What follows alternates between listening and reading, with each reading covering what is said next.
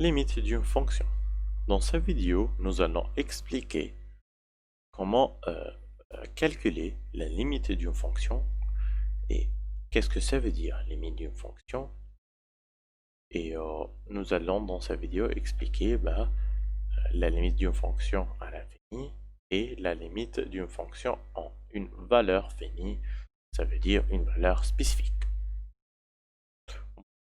Qu'est-ce que ça veut dire la limite d'une fonction?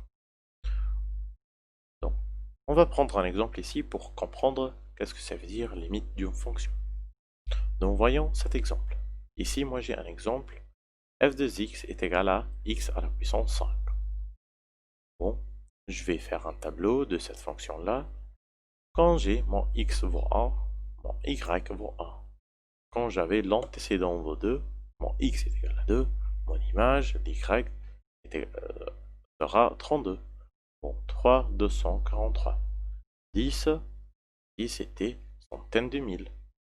Passons 1 fois 10 puissance 1 fois 10 puissance 10. 1000, 1 fois 10 puissance 15. Et on voit très clairement que dès que x devient de plus en plus important, les y devient encore de plus en plus important. Donc qu'est-ce qu'on peut déduire ici? On peut déduire que le comportement de ma fonction, quand x tend vers l'infini, pareil pour y, elle encore vers l'infini. Plus que mon x devient de plus en plus important, les y deviennent de plus en plus importants. Et ça, c'est l'idée de faire ou de effectuer la limite d'une fonction. Bon, la limite d'une fonction, ou comme moi je te demande de faire calculer la limite, c'est pareil de savoir comment la fonction ou le comportement de ma fonction. Dans cet exemple, quand x tend vers l'infini, mon image en fonction encore tend vers l'infini. Revenons ici. Maintenant, on va étudier ou on va comprendre la limite d'une fonction quand moi je demande que mon x tend vers l'infini. Quoi que soit, comme cet exemple, infini plus ou bien infini moins. Donc, pour toutes les fonctions polynômes, x à la puissance n, pour rationnel, une fonction divisée par une autre fonction, on doit factoriser par le terme qui a le plus haut degré. Qu'est-ce que ça veut dire ça? Ça veut dire que si moi j'ai une fonction, par exemple cette fonction-là, et elle formée de x à la puissance 2 plus 2x plus 3, là ici moi j'ai une fonction polynôme. Fonction polynôme, ça veut dire une fonction qui contient des x et ces x sont à la puissance n. Donc on doit factoriser, on doit prendre, on va factoriser par le terme le plus haut degré. Donc ici nous avons x à la puissance 2 et x, ici il n'y a pas de x. Donc le terme qui a le plus haut degré c'est x à la puissance 2. Donc qu'est-ce que je vais faire? Je vais diviser par x à la puissance 2. Je vais factoriser, on va dire, ou on va nommer ça un facteur forcé. Et ce facteur forcé sera x au carré. Pourquoi x au carré? Parce que c'est le terme qui a le plus haut degré. Donc je vais prendre x au carré, un facteur forcé. Donc x au carré divisé par x au carré. Donc je vais avoir 1. Et puis 2x divisé par x au carré. Donc ça sera 2 sur x. 3 divisé par x au carré. Ça sera 3 sur x au carré. Donc, et après, je vais faire ça. Je vais voir si mon x tend vers l'infini plus. Bon, je vais voir chaque terme et quand x tend vers l'infini, je vais avoir ou bien ce terme-là va tendre vers quoi? Donc ici, j'ai x au carré.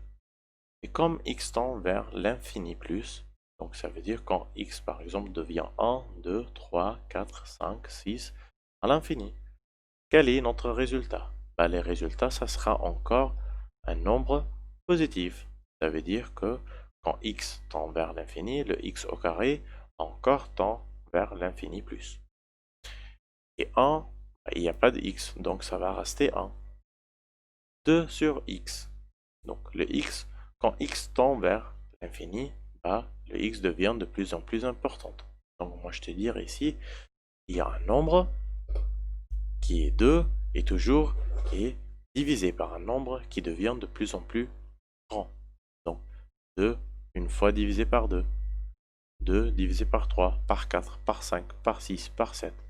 Bah, ce nombre-là, quand mon x devient de plus en plus importante, la quotient, la division de ce nombre devient de plus en plus petite. Il va tendre vers 0. Et pareil ici. Le 3 divisé par un nombre qui devient de plus en plus important, bah, ça tend vers 0. Et après, ici, il y a un signe plus entre ces limites que je viens de calculer. Là, ici, ça tend vers l'infini plus, plus 0. Bon, encore, c'est infini plus 0, encore une fois, ben, c'est infini plus. Donc, le résultat sera infini plus. Prenons un autre exemple. Calculer la limite quand x encore tend vers l'infini plus. Et puis, la fonction c'est 2x au carré moins 3 sur 1 moins x. Ok. Comme je fais ici, je vais prendre un facteur forcé. Ici, dans le numérateur, le terme qui a le plus haut degré, c'est le x au carré. Donc, je vais prendre x au carré comme un facteur commun. Et dans le dénominateur, le terme qui a le plus haut degré, c'est x. Bon, je vais prendre x comme un facteur forcé. Bon, ici j'ai x au carré et ici j'ai x, donc 2x au carré divisé par x au carré, c'est 2. Et puis, le moins 3 divisé par x au carré, ça sera moins 3 sur x au carré. Et puis, je vais prendre dans le dénominateur x comme un facteur forcé et 1 divisé par x, ça sera 1 sur x, et puis moins x divisé par x, ça sera moins 1. Bon, là, ici, moi, j'ai deux choses. Bah, ici, j'ai un numérateur, un dénominateur. Ici, il y a une seule x. Ici, il y a un x au carré. Donc, je peux simplifier le 2 avec le x. Bon, je vais avoir enfin x multiplié par 2 moins 3x au carré sur 1 sur x moins 1. Ok. Donc, je vais maintenant calculer la limite de la numérateur à part, le dénominateur à part. Voilà mon numérateur. Bon, je vais calculer la limite en x tend vers l'infini plus de le numérateur, ce qui est x fois 2 moins 3 sur x au carré. Donc, comme x tend vers l'infini, bah, l'image tend encore vers l'infini plus.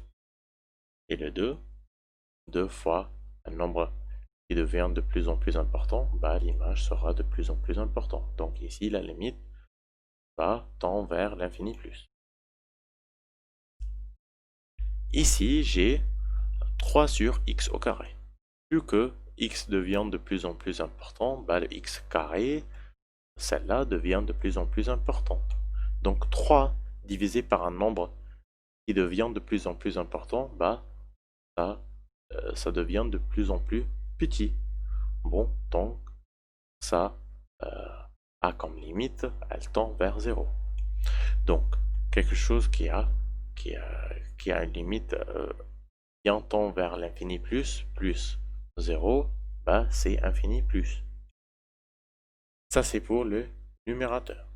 Donc, pour les dénominateurs, quand x tend vers l'infini plus, moi j'ai mon dénominateur 1 sur x moins 1. Donc, le 1 sur x, comme x devient de plus en plus important, bah, le x encore ici devient de plus en plus important, et 1 divisé par un nombre qui devient de plus en plus grand, devient de plus en plus important, donc ça tend vers 0. Donc ça tend vers 0. Et puis moins 1, donc un nombre qui tend vers 0 ou bien une 0, 0, moins 1, bah, la limite de tout ça sera moins 1. Et enfin, ça c'était le numérateur, ça c'est bah, ça c'est la limite de la numérateur et ça c'est la limite le dénominateur. Donc je vais faire une quotient entre les deux. Bon, infini moins, infini plus, divisé par moins 1, donc plus fois moins, donc ça va te donner une infinie de moins. Donc je peux dire que la limite de ma fonction, de cette fonction-là, est égale à moins l'infini entre deux accolades par quotient.